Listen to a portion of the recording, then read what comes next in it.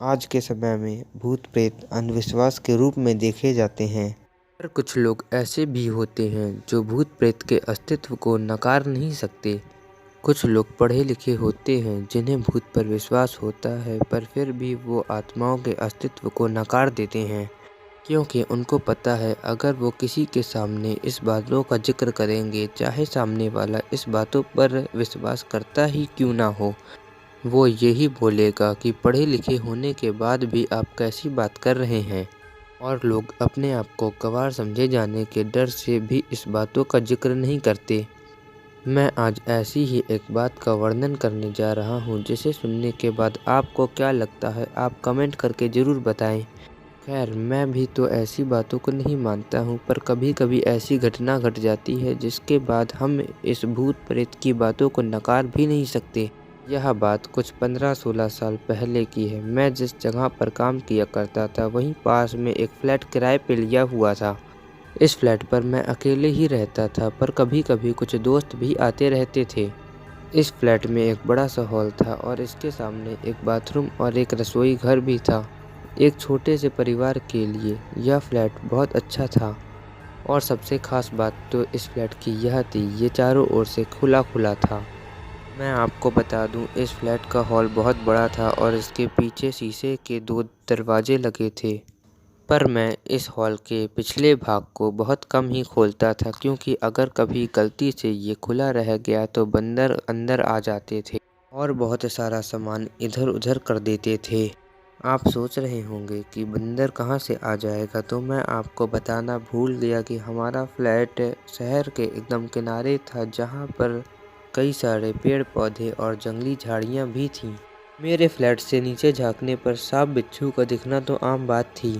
एक दिन शाम के समय मेरे गांव का ही एक लड़का, जो वहां की दूसरी कंपनी में काम करता था, मुझसे मिलने आया। मैंने उससे कहा कि आज तुम यहीं रुक जाओ, कल सुबह यहीं से ड्यूटी चले जाना। उसने बोला, मेरी ड्यूटी सुबह 7 बजे होती है और इसलिए मुझे 5 बजे उठना पड़ता है, और आप तो 7-8 बजे तक सोए रहते हैं, तो कहीं मैं भी सोता रह गया तो ड्यूटी पर नहीं जा पाऊंगा।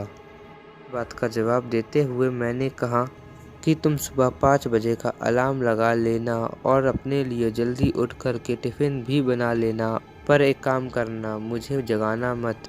इसके बाद वह रहने को तैयार हो गया। रात को 11:30 बजे हम लोग खा पी कर सो गए थे। हम लोग हॉल में ही सो गए थे। मैं बेड पर सोया हुआ था और वो लड़का मुझसे लगभग 2 मीटर दूर सोफ़ा पर सोया हुआ था। एक बात और, मैं हॉल में सोते वक्त हमेशा रात में 0 वाट का बल्ब जलाकर सोता था। अचानक लगभग रात के 2 बजे मेरी नींद खुली। हाँ, मैं बता दूं, मेरी नींद तो खुल गई थी, पर मैं लेटे लेटे ही इधर उधर देख रहा था। अचानक मेरी नज़र किचन के दरवाजे की ओर चली गई। मैं क्या देखता हूँ, एक आदमी किचन के अंदर गया और मेरे कुछ बोलने से पहले ही दरवाज़ा बंद हो गया। इसमें मुझे कोई हैरानी नहीं हुई, क्योंकि मुझे लगता था कि गांव वाला लड़का अपने ड्यूटी के लिए लेट नहीं होना चाहता है, इसीलिए वो जल्दी ही उठ गया है।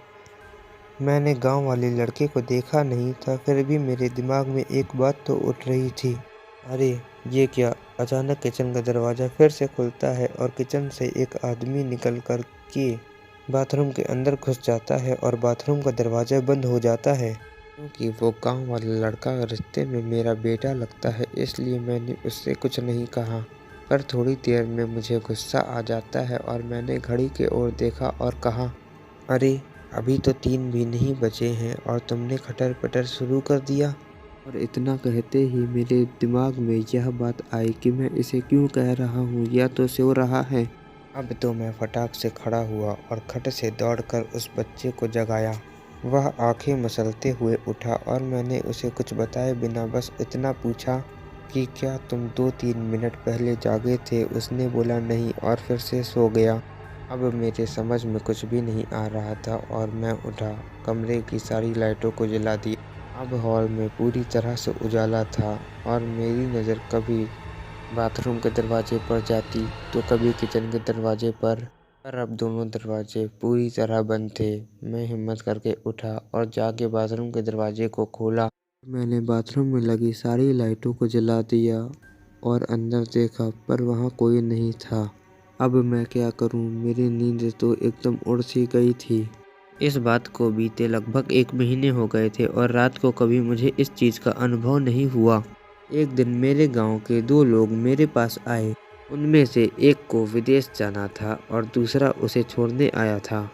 वो लोग एक रात के लिए मेरे यहाँ ही रुके थे और जिस रात के लिए वो रुके थे उस रात को मैं अपने एक रिश्तेदार के यहाँ चला गया और वहाँ से वापस नहीं आया।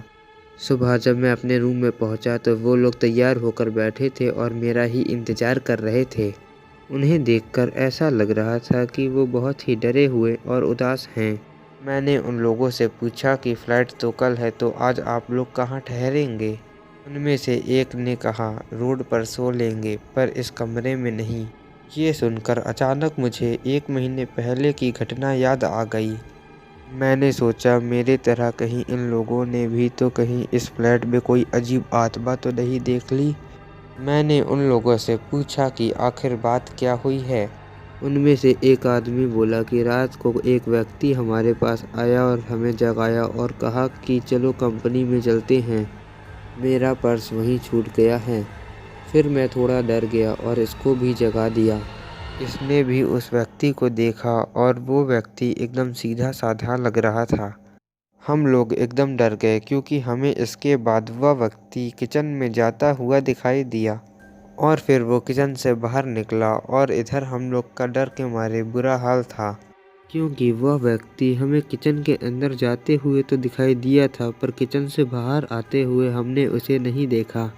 हम लोग डर के मारे रात भर हनुमान का नाम जपते और किचन की ओर टकटकी लगाए देखते रहते, पर सुबह हो गई है और वह आदमी अभी तक किचन से बाहर नहीं निकला है।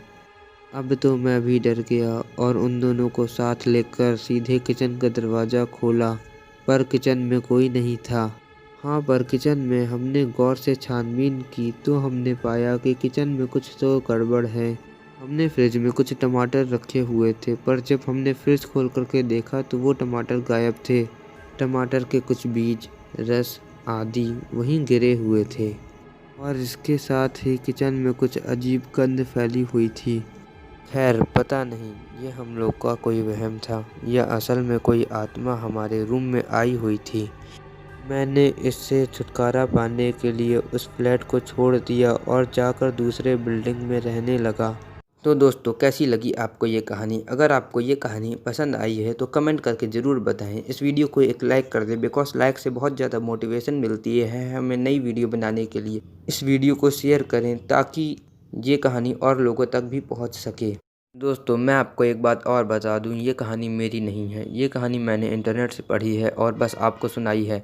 इस कहानी के सच होने का दावा मैं नहीं करता हूँ, ये मैं आप पर छोड़ता हूँ। वीडियो में कुछ गलत लगा हो या कोई सुझाव हो तो कमेंट करके ज़रूर बताइए। इस वीडियो को यहीं ख़त्म करते हैं। Thank you for watching this video.